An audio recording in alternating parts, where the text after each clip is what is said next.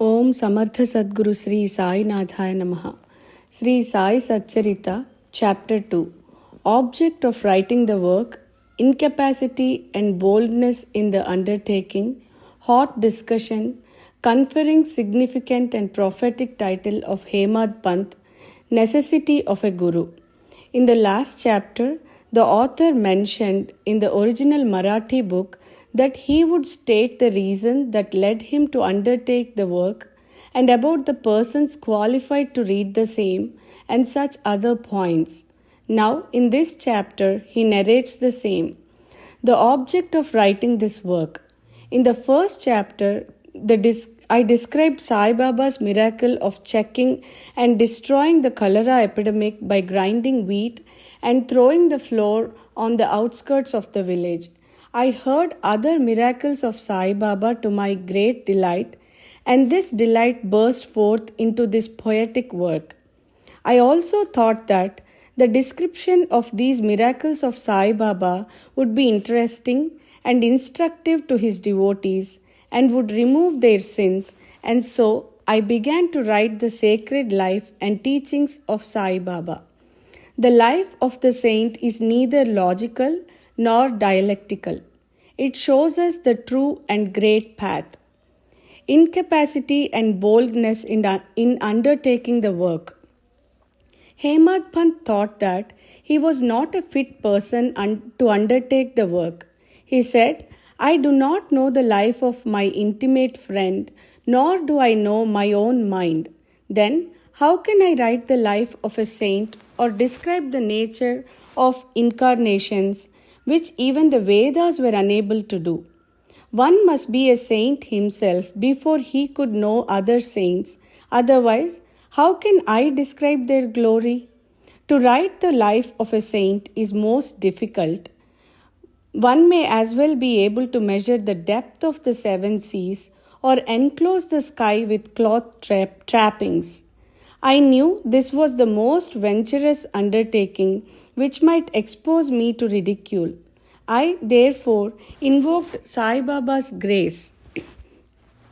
The premier poet, saint of Maharashtra, Shri Jnaneshwar Maharaj has stated that the Lord loves those who write the lives of saints, and the saints also have their own peculiar method of assigning the service which the devotees long for. The saint inspires the work, the devotee becomes only an indirect cause or an instrument in achieving the end. For instance, in 1700 Shaka year, the poet Mahipati aspired to write the lives of saints. Saints inspired him and got the work done. So also, in 1800 Shaka year, Das Ganu's service was accepted.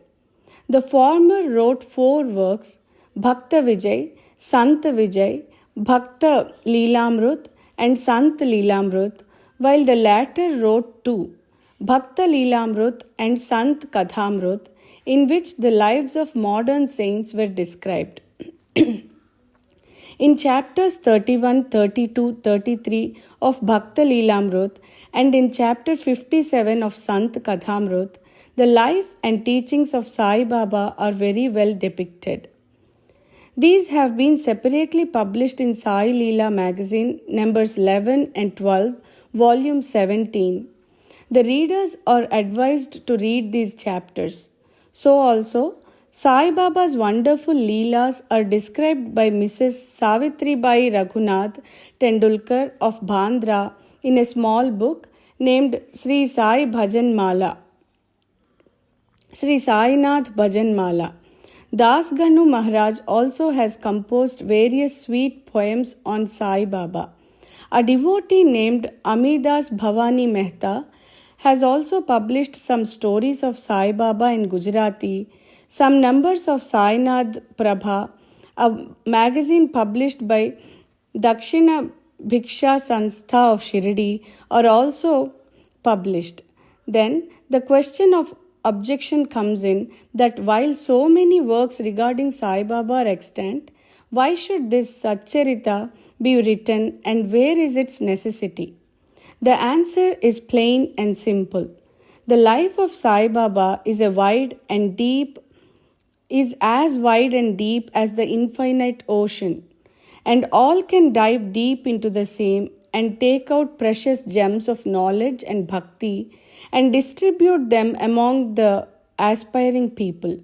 The stories, parables, and teachings of Sai Baba are very wonderful. They will give peace and happiness to the people who are afflicted with sorrows and heavily loaded with miseries of the worldly existence, and also bestow knowledge and wisdom both in worldly and in spiritual domains.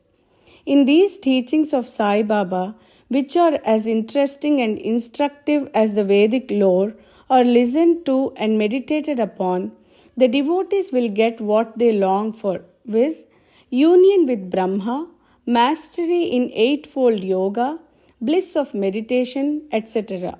So, I thought that I should call these stories together. That would be my best upasana. This collection would be most delightful to those simple souls whose eyes were not blessed with Sai Baba's darshan.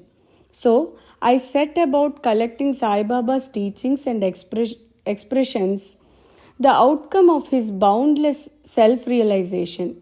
It was Sai Baba who inspired me in this matter. In fact, I surrendered my ego at his feet and thought that my path was clear and that he would make me quite happy here and in the next world.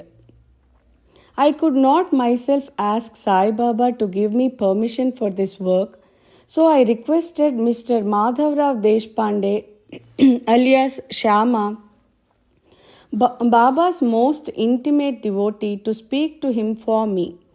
He pleaded my cause and said to Sai Baba, "This Anna Sahib wishes to write your biography. Don't say that you are a poor fakir and there is no necessity to write it. But if you agree and help him, he will write, or rather, your grace will accomplish the work. Without your consent and blessing, nothing can be done successfully." When Sai Baba heard this request, he was moved and blessed me by giving me his udi and placing his boon bestowing hand on my head and said, "Let him make a collection of stories and experiences. Keep notes and memos. I will help him. He is only an outward instrument. I should write my autobiography myself and satisfy the wishes of my devotees. He should get rid of his ego, surrender it at my feet. He who acts like this in life, him I help the most. What of my life stories? I serve him in his house in all possible ways. When his ego is completely annihilated and there is left no trace of it, I myself shall enter into him and shall myself write my own life. Hearing my stories and teachings will create faith in devotees' hearts, and they will easily get self-realization and bliss. Let there be no insistence or establishing one's own view, no attempt to refute others' opinions, no discussion of pros and cons of any subject. Significant and prophetic title. The word discussion put me in mind of my promise to explain the story of my getting the title of Hemadpant, and now I began to relate the same. I was on close friendly terms with Kaka Sahib Dikshit and Nana Sahib Chandorkar. They pressed me to go to Shirdi and have Baba's darshan, and I promised them to do so. But something in the meanwhile turned up which prevented me from going to Shirdi. The son of a friend of mine at Lonavala fell ill. My friend tried all possible means, physical and spiritual, but the fever would not abate. At length, he got his guru to sit by the bedside of his son, but this too was of no avail. Hearing this, I thought, what was the utility of the guru if he could not save my friend's son? If the guru can't do anything for us, why should I go to Shirdi at all? Thinking this way, I postponed my Shirdi trip, but the inevitable must happen, and it happened in my case as follows. Mr. Nana Sahib Chandorkar, who was a divisional officer, was going on tour to Bassein.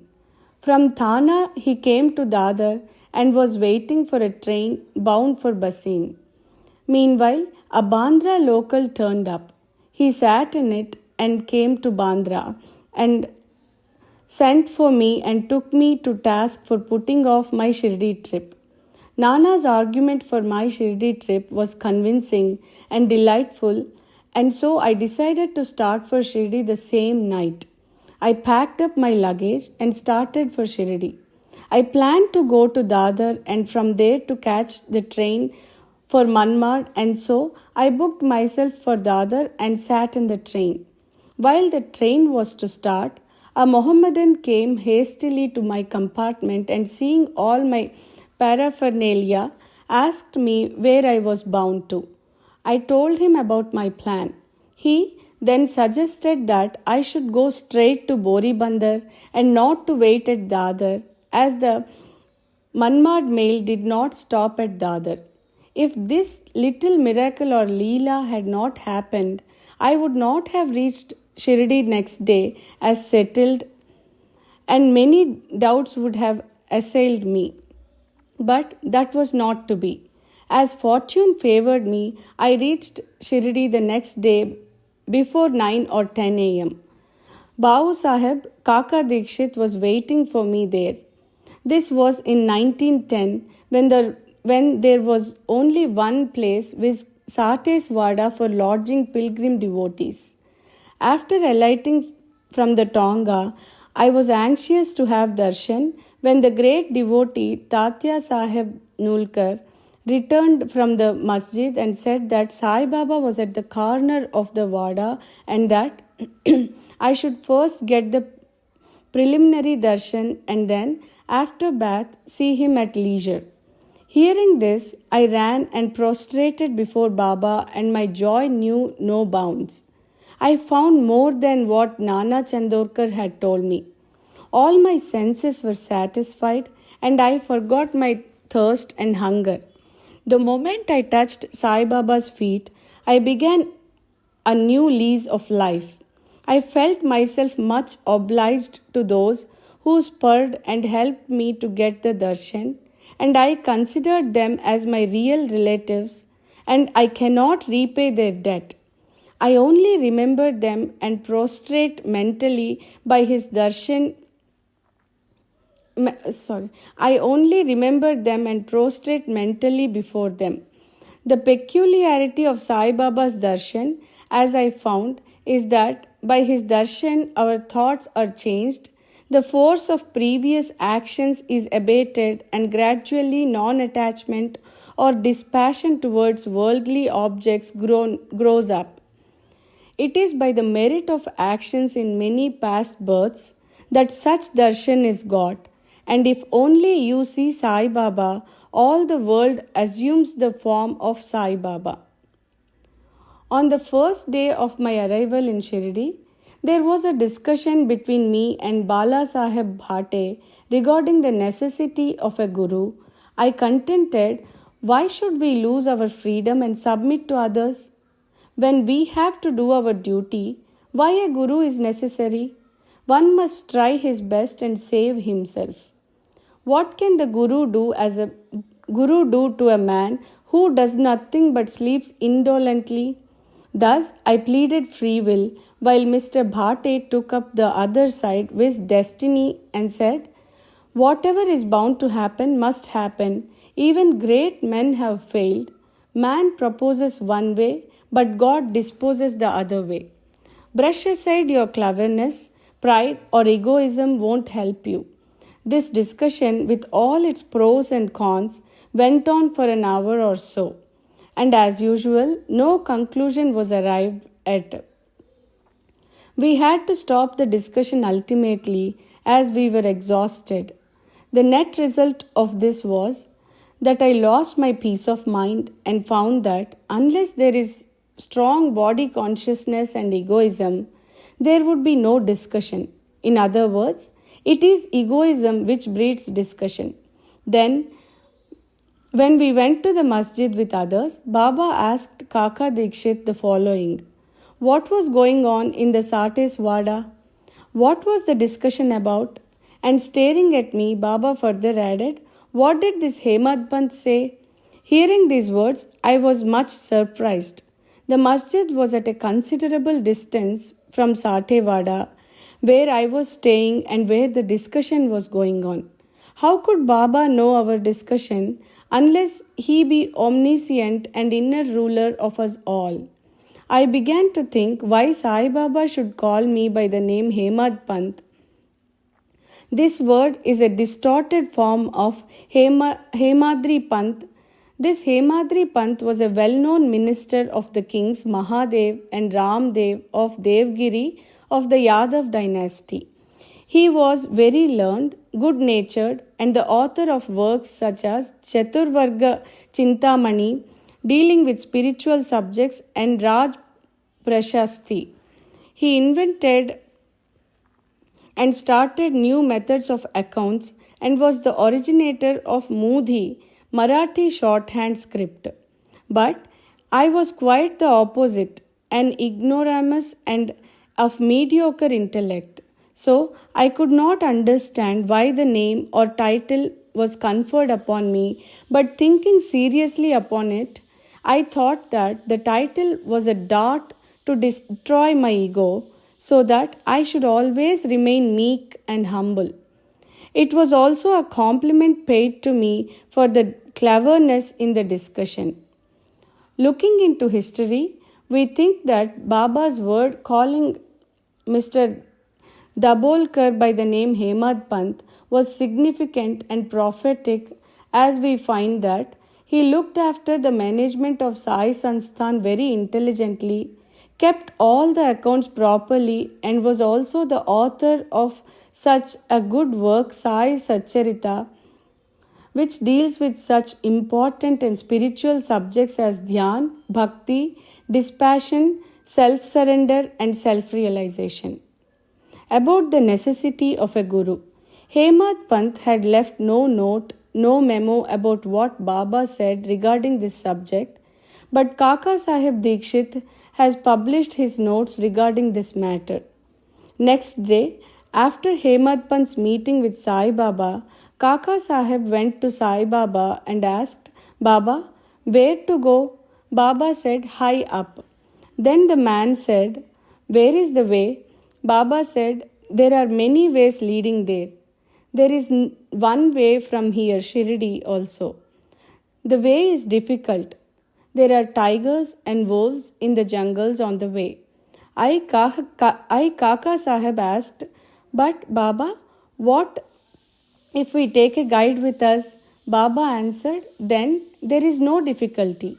The guide will take you straight to your destination, avoiding wolves, tigers, and ditches, etc. on the way. If there be no guide, there is the danger of your being lost in the jungles or falling into ditches.